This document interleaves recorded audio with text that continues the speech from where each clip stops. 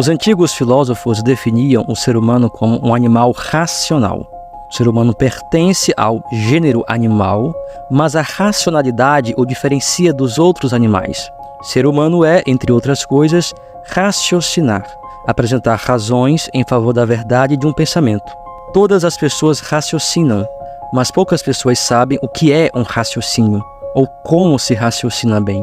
E é aí que entra a lógica, uma disciplina estudada tanto pela filosofia como pela matemática, pela linguística e pela ciência da computação. No vídeo de hoje vamos falar sobre lógica, sobre como aplicar a lógica no nosso dia a dia e principalmente nas 4 artes da palavra: ler, escrever, ouvir e falar. Comecemos pelo básico. O que é a lógica? De forma simples e direta, a lógica é o estudo dos raciocínios ou argumentos. Ela investiga o que distingue os argumentos bons dos argumentos ruins, os raciocínios válidos dos raciocínios inválidos. E o que é um raciocínio?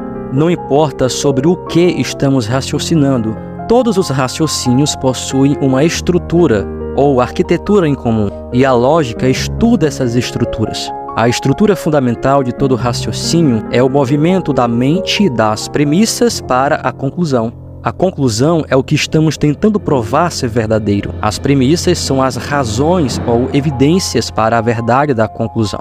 Em suma, um argumento é basicamente a tentativa de provar uma conclusão com base em premissas. Imagine as premissas como as colunas que sustentam um telhado. Se as colunas caírem, o telhado também cai. Então, se você quer sustentar uma posição, você precisa apresentar boas razões em favor dela. Suponha que você está conversando com seu amigo e ele diz: os animais não têm direitos porque não têm deveres. Bom, isso é um exemplo de argumento. E se é um argumento, então deve ter premissa e conclusão. O seu amigo está tentando provar que os animais não têm direitos com base na premissa de que os animais não têm deveres. Mas saber o que é um raciocínio e quais são suas partes é só o primeiro passo. Precisamos também saber como avaliar um argumento para determinar se ele é bom ou ruim e se realmente prova o que pretende provar. Eu quero compartilhar com você 5 perguntas importantíssimas para desbloquear o pensamento. São 5 perguntas simples, mas poderosas. Você pode usar essas perguntas para aprimorar o seu próprio pensamento ou ajudar outras pessoas a pensar de maneira mais lógica. Elas são úteis para ler um livro de maneira analítica, escrever um texto com clareza e coerência, falar de forma lógica em conversas ou mesmo para ouvir e entender melhor o que os outros estão dizendo. Essas 5 perguntas vão nos ajudar a pensar e raciocinar melhor. E com isso, você vai conseguir ler, escrever, falar e escutar de maneira mais lógica. Muitas vezes, quando estamos conversando com alguém ou escrevendo um texto argumentativo sobre um assunto complicado, a gente acaba misturando vários pontos e perdendo o foco da discussão, e a discussão fica uma bagunça. Muitas vezes isso acontece porque ninguém sabe ao certo o que está sendo argumentado, e às vezes nem a pessoa que está falando sabe exatamente o que está defendendo. Por isso, o primeiro passo para avaliar qualquer argumento é entender claramente qual é o ponto central da discussão. Então, a primeira pergunta que devemos fazer é simples: o que você está defendendo? Qual é o ponto da sua argumentação? Onde você quer chegar com isso? A resposta para essa pergunta é a tese, ou seja, a posição do argumentador. Entender isso nos ajuda a evitar uma armadilha comum chamada falácia do espantalho. Uma falácia é um erro de raciocínio. Ela acontece quando atacamos uma versão distorcida do que a outra pessoa está defendendo. É como se montássemos um espantalho do argumento do outro, só para derrubá-lo mais facilmente. Para evitar isso, precisamos sempre deixar claro qual é a tese em debate. Agora que já sabemos o que a pessoa pensa, precisamos saber por que ela pensa daquela maneira. A segunda pergunta que deve ser feita é: como você chegou a essa conclusão? Por que você diz isso? Quais são as razões que o levaram a afirmar isso? Essa pergunta proporciona algo muito importante. Ela nos força a prestar contas de nossas crenças. A responsabilidade de se defender ou fornecer evidências em relação a um ponto de vista é chamada ônus da prova. a regra básica que governa essa responsabilidade é: quem faz a afirmação detém o ônus da prova. Qualquer pessoa pode dizer o que quiser, mas dar boas razões para mostrar por que devemos acreditar em algo é algo completamente diferente. Se alguém afirma, por exemplo, que tudo veio do nada, então essa pessoa tem a responsabilidade de demonstrar por que essa afirmação deveria ser levada a sério.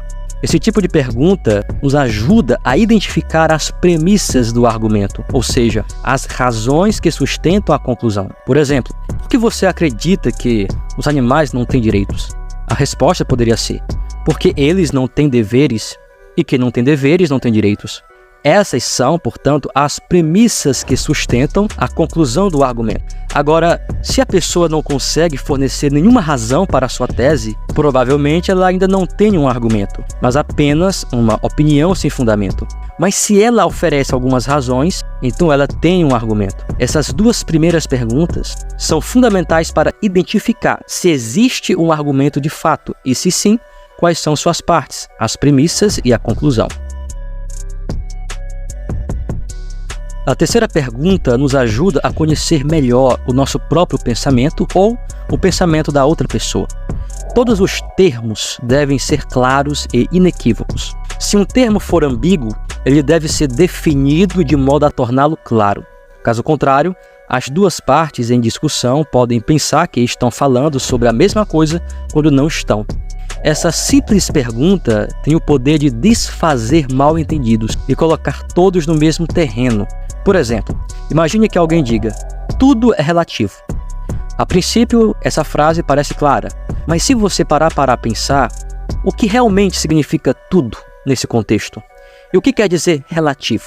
Ao pedir para clarificar termos, você coloca luz sobre as ideias e força todos a pensarem de forma mais precisa e honesta. A quarta pergunta é sobre a verdade das premissas. Precisamos questionar as premissas e não aceitar tudo de cara. Devemos perguntar se as premissas são verdadeiras. Uma premissa é verdadeira quando ela corresponde à realidade. Como escreveu Aristóteles, verdade é afirmar do que é, e do que não é, que não é. E falsidade é afirmar do que é, que não é, e do que não é, que é. Se apenas uma das premissas de um argumento for falsa, ele não serve para sustentar a sua conclusão. Em quinto lugar, o argumento deve ser logicamente válido. Isso significa que a conclusão precisa decorrer necessariamente das premissas, de modo que, se as premissas forem verdadeiras, a conclusão também deverá, inevitavelmente, ser verdadeira. A gente já entendeu a posição do argumentador, as premissas que ele usou para defender o que acredita, o que ele quis dizer, e até concordamos que essas premissas são verdadeiras. Mas ainda falta uma coisa importante. Precisamos ver se essas premissas realmente têm uma relação lógica com a conclusão. Em outras palavras, se as premissas realmente sustentam o que ele afirma, porque mesmo que as premissas sejam verdadeiras, o argumento pode ser inválido se não houver uma conexão lógica entre as premissas e a conclusão. Em suma, as premissas devem implicar ou apoiar a conclusão do argumento. Resumindo tudo o que vimos até aqui, existem 5 perguntas-chave para guiar o nosso raciocínio e nos ajudar a pensar melhor. O que estou defendendo? Por que acredito nisso? Os termos que estou usando são claros? As premissas são verdadeiras? O argumento é válido? Essas perguntas nos ajudam a dissecar qualquer argumento, seja o nosso ou de outra pessoa. Quando você analisa um argumento e não encontra termos ambíguos, premissas falsas ou falácias lógicas, então só nos resta, como escreveu Platão, seguir o argumento aonde quer que ele nos levar.